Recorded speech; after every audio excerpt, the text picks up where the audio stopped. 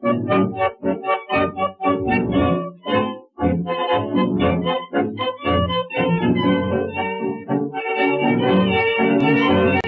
ao meio ambiente, mas é responsável pela morte de 1 em cada 7 pessoas, essas pessoas que fazem uso do cigarro. E é para falar sobre este assunto que está aqui com a gente, a coordenadora da campanha do Dia Mundial Sem Fumo, Ana Margarida Furtado Arruda. Doutora, boa tarde. Boa tarde. Até que ponto uma campanha dessa natureza influi na decisão do fumante abandonar o vício? Bom, é muito importante uma campanha dessa porque vai conscientizar as pessoas dos malefícios causados pelo cigarro. Mas essas campanhas têm resultado? Estão tendo resultado, já que elas, que todo ano o Ministério da Saúde e as Secretarias Estaduais de Saúde colocam campanha dessa no ar? Bom, nós estamos vendo resultados principalmente no meio dos jovens, entre as crianças e os adolescentes, porque sabe que é nessa idade que a pessoa adquire o hábito de fumar. Então, quando a gente faz uma campanha dessa, principalmente nas escolas, os adolescentes não vão se iniciar no vício. Agora, as pessoas que já fumam dificilmente deixarão de fumar, porque a nicotina que contém o cigarro é que causa dependência. O cigarro contém 4.720 substâncias tóxicas e apenas uma, que é a nicotina, que causa a dependência. Então é muito difícil a pessoa se livrar dessa dependência. Mas, doutora, a gente sabe que o cigarro tem uma lista interminável de males que ele pode causar. Mesmo que as pessoas leiam e sejam esclarecidas e que hajam programas educativos, as pessoas se recusam a admitir que o cigarro é uma doença e que eles são doentes. Por quê? Olha, o problema do cigarro é que o cigarro ele é um veneno lento, é uma morte muito lenta. Depois que a pessoa adquire o hábito de fumar, demora 20 a 30 anos para as doenças aparecerem. As doenças mais comuns quais são? Câncer de pulmão, bronquite pulmonar, enfisema, infarto do miocárdio, derrame cerebral, câncer de boca, de laringe, de bexiga, de esôfago, até câncer de mama e de colo de útero. Tem trabalhos que mostram que o cigarro provoca. As pessoas geralmente só deixam de fumar quando aparece uma dessas doenças, que a pessoa tem medo de morrer. O pior é que até a fumaça, né, faz mal. As pessoas que estão ali nas proximidades de quem está fumando também está sendo atingido. Exatamente. Tem trabalhos científicos que mostram que a pessoa que não fuma, mas que convive com fumantes, são chamados fumantes passivos, essas pessoas estão sujeitas às mesmas doenças que vitimam os fumantes. Qual é o índice, por exemplo, eu não fumo. Se eu passar o dia convivendo com fumante, trabalhando num ambiente fechado, qual é o índice de nicotina que eu vou ingerir, que malefício vai causar para mim? Bom, uma pessoa que não fuma, mas convive com um fumante em um ambiente fechado, no fim do dia, é como se tivesse fumado de 1/3 ao meio cigarro fumado pelo companheiro que fuma. Existem leis, mas não estão sendo obedecidas, que proíbem o fumo em locais públicos. O que é que vocês estão fazendo com relação a essa questão? Nós estamos principalmente conscientizando os não fumantes para exigirem seus direitos, porque as leis estão aí, mas só os não fumantes é que pode exigir que essas leis sejam aplicadas. Agora eu gostaria de frisar que o programa não combate os fumantes, porque o fumante ele é um doente, ele é vítima da epidemia tabágica. Nós não combatemos uma epidemia atacando suas vítimas. Nós atacamos o fumo, o cigarro. Agora, só que o fumante, ele tem que sacar que está fazendo mal ao seu amigo, à pessoa que ele convive. Então, ele deve fumar. Cada um de nós tem o direito de consumir os anos de vida como a gente quer. Só não pode prejudicar o próximo. Doutora, como é que está a questão com relação à propaganda de cigarro? Por que não se proíbe de vez a propaganda de cigarro? Bom, não se consegue proibir de vez a propaganda de cigarro, porque as multinacionais que produzem o cigarro aqui no Brasil, principalmente a Souza Cruz, que é uma multinacional, ela é responsável por 87% da fabricação do cigarro aqui no Brasil. Então é uma multinacional muito poderosa. Para vocês terem uma ideia, 40% do IPI, que é o Imposto sobre o Produto Industrializado, vem do cigarro. Por outro lado, o governo também não tem grande interesse, porque ele arrecada muito dinheiro. Mas, doutora, segundo os dados da Organização Mundial de Saúde, o custo de tratamento de um paciente fumante é muito maior do que o imposto que se arrecada em cima do produto cigarro, ou dos produtos advindos do tabaco. O governo não tem consciência disso ou é porque ele realmente quer ignorar essa questão? Ele tem consciência, mas o governo é muito imediatista. Ele prefere o dinheiro que é arrecadado ali na hora. E outra coisa, para o governo, a vida não tem tanto valor. A vida do ser humano. Doutora, a situação na Europa tem mudado com relação, no primeiro mundo, aliás, tem mudado com relação ao tabagismo? Tem mudado radicalmente. Nos Estados Unidos, nos últimos 10 anos, mais de 40 milhões de pessoas deixaram de fumar. Na Europa, em toda a Escandinávia, Suécia, Noruega, Finlândia, há uma queda assim, abrupta de pessoas que fumam. Para vocês terem uma ideia, em 1950, na Holanda, 80% dos médicos fumavam. Hoje, essa percentagem caiu para 7%. E no Brasil? No Brasil, é em torno de 40%, 45%. Agora mesmo o Ministério da Saúde está fazendo um trabalho, uma pesquisa com relação à classe médica. Nós recentemente vamos ter o resultado desse trabalho, com relação aos médicos que fumam. Quais os perigos que uma gestante que fuma pode causar ao seu bebê? Essa pergunta é muito importante. Realmente, a gestante, quando ela fuma, ela está cometendo um crime. Apesar de ser uma coisa assim inconsciente, né? Porque a criança nasce de baixo peso, tem muito maiores chances de nascer com problemas respiratórios e deformidades, problemas congênitos também. E outra coisa, ela nasce com um déficit de inteligência. Ela vai ter um atraso médio de 7 meses de alfabetização. Doutora, a gente acabou de presenciar a abertura da Rio 92, de toda essa conferência ecológica.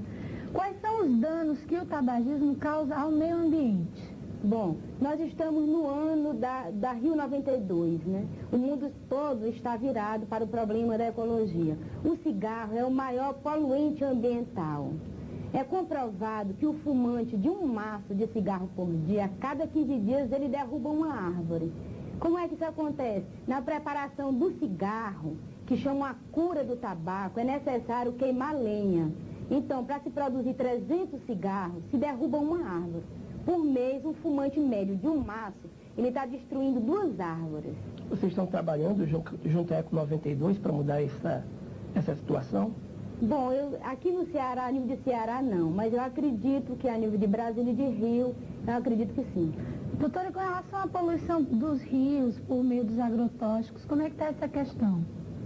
Bom, eu acho que essa questão é muito séria e com relação ao tabaco também, a plantação de tabaco exige muito agrotóxico. E os plantadores de tabaco, eles correm o risco de pegarem muitas doenças por causa exatamente deste agrotóxico. Onde é que o tabaco é produzido no Brasil? No Brasil, o tabaco é produzido principalmente na região sul. Paraná, Santa Catarina e Rio Grande do Sul. Agora, no Nordeste, nós temos 2 estados. É Alagoas e Sergipe. Em Alagoas nós temos uma cidade, Arapiraca, que o pessoal lá vive exclusivamente da produção do tabaco. Doutora, o que fazer para deixar de fumar? Essa é uma pergunta muito difícil de responder. Os americanos, eles inventaram um chiclete à base de nicotina, porque sabe-se que a nicotina é o alcaloide responsável pela dependência. Ela age não no cérebro, com as células cerebrais, e quando desfaz a ligação, a pessoa entra em ansiedade. Então, a pessoa masca o chiclete, a base de nicotina, e passa a vontade de fumar. Agora, corre o risco de se viciar no chiclete. Mas é melhor ficar viciado no chiclete, que só tem uma substância tóxica, do que no cigarro, que são 4.720 substâncias tóxicas, além das cancerígenas. Doutor, parece que já realmente está havendo uma conscientização do povo no que pertinha ao cigarro. Porque aqui na própria televisão educativa, nós fizemos um plebiscito para ver se as pessoas podiam fumar no ambiente de trabalho ou não, né? Quer dizer, os próprios fumantes votaram para que nós não fumássemos aqui dentro, lá fora. Mas depois veio um outro superintendente, que não é o Chico, que o Chico não fuma, e esse cidadão próprio desrespeitou, né? Fumava em todos os ambientes aqui, e aí o pessoal começou a fumar e essa coisa toda. Quer dizer, há que se exigir, né, do fumante que respeite. Bom, você fuma, doutor, então vá fumar ali, porque existe uma lei, mas parece que as pessoas ficam... Aqui ontem mesmo, não sei se eu falei aqui, estava um programa aqui na televisão educativa, uma senhora fumando assim sucessivamente, entre pessoas aqui que não fumavam e ela fumava. Até que um telespectador telefonou e pediu para ela deixar de fumar, que respeitasse, que ontem foi o dia, né? Me parece que o Dia Mundial de Pois Combate ao Fumo. Você vê. Doutora, um dos argumentos que os fumantes usam para não deixar de fumar é que eles engordam quando param de fumar. Qual é o efeito que a nicotina tem sobre essa questão e como é que se dá o passe do fumante para ele deixar de ser não fumante? Bom, realmente, todo mundo que para de fumar engorda um pouco, porque a nicotina, ela tira o sabor dos alimentos. Além disso, dá envelhecimento precoce. É bom que se diga, principalmente para as mulheres, a menopausa é precoce, o número de homens impotentes que fumam é bem maior do que os que não fumam. Então, a nicotina tem todos esses efeitos. Agora, com relação a engordar, é melhor que a pessoa viva mais um pouquinho mais gorda do que morra magra. Com relação a cachimbo, charuto, o fumo mascavo, quais são os malefícios desse tipo de tabagismo? Bom, o tabaco é o uso regular do cachimbo, cigarro ou charuto. O charuto, ele é 10 vezes mais poluente do que o cigarro. Agora, só que a pessoa fuma geralmente um charuto por dia, 2. E o cigarro a pessoa fuma continuamente. E falar em charuto, nós vimos que foi no século passado o reinado do charuto. O reinado do cigarro foi nesse século. E aí é que disseminou-se. O cigarro é considerado a praga do século XX. E a gente espera que no século XXI ele seja banido, porque nós já temos tantas doenças para combater e o homem criou mais uma doença. O vício se originou com mais força onde?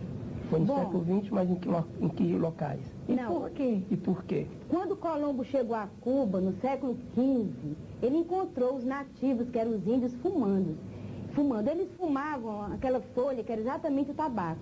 Eles faziam cigarro e fumavam. Mas só que eles fumavam de uma maneira muito diferente do homem de hoje, do homem moderno. Eles fumavam só em rituais religiosos. E eram os pajés que fumavam. Eles acreditavam que a fumaça do cigarro tinha poderes curativos. E então, no mesmo século XV, 1560, Jean Nicot, que era arquivista do rei da França, levou sementes do tabaco, levou para a Europa, achando que tinha poderes curativos. De lá disseminou-se por todo o mundo. E também, já mais recentemente, aqui em 1940, os artistas de Hollywood, né, que eram invejados e admirados, e as pessoas queriam imitá-los porque o cinema também ensinou muita gente a fumar, né? Todos os filmes, o mocinho estava fumando e aquilo serviu, né? Eu gostaria até de falar no filme Casablanca, que é um filme que eu gosto muito, e Humphrey Bogart, ele fumava. No filme Casablanca é considerado até uma nuvem de fumaça. E ele morreu de câncer de pulmão, morreu novo ainda, porque ele fumou a vida inteira e durante o filme todo ele fuma. Nessa época ainda não se conheciam os malefícios do cigarro. Então as pessoas fumavam porque dava status, as pessoas achavam, o adolescente, a criança, ele fuma para entrar no mundo dos adultos. Então é na adolescência que a pessoa adquire o hábito de fumar. Doutora, qual foi a participação da mulher nesse hábito de fumar? Depois da Segunda Guerra, se observa que ela tinha uma necessidade de autoafirmação. Isso é verdade? Eu acho que sim. Eu acho que o movimento feminista que veio para liberar a mulher serviu para isso aí também. As mulheres passaram a fumar mais depois que o movimento feminista pegou assim um impulso maior. Que inclusive eu sou até a favor, eu sou feminista. Mas eu acho que nós não devemos imitar o homem no que ele tem de ruim. Nós devemos imitar o homem no que ele tem de bom. E vice-versa. Doutora, é verdade que o fumo vicia tanto quanto a cocaína e a heroína? Exatamente. A nicotina, ela vicia tanto quanto a cocaína e a heroína. E ela é uma droga, só que ela é uma droga legalizada, como o álcool. Agora, a diferença do cigarro para o álcool é que o álcool, as repercussões são mais a nível de família, de desestruturação. É mais rapidamente, né? Acidentes de carro, exatamente. O cigarro é mais lento. O cigarro, ele não altera tanto a consciência da pessoa. É um veneno lento, é uma doença insidiosa. Ela mata lentamente. Doutora, muito obrigado pela presença da senhora e vamos todos deixar de fumar, se for possível, né? Pelo menos algumas horas, né, de cada dia. Quem fuma muito, que deixe de fumar e não fume perto das pessoas, de crianças, porque realmente cigarro é uma peste. Eu que agradeço a TV Educativa por essa iniciativa. porque realmente essa campanha é uma campanha educativa. E nós vamos fazer em agosto uma campanha em todas as escolas do estado e do município, nas escolas públicas, juntamente com a Secretaria de Educação, para divulgar os malefícios do cigarro, para que os adolescentes e as crianças não se iniciem. E esperamos que na próxima geração já tenha sido banido da face da terra este vício. A gente volta amanhã às 12 horas. Boa tarde.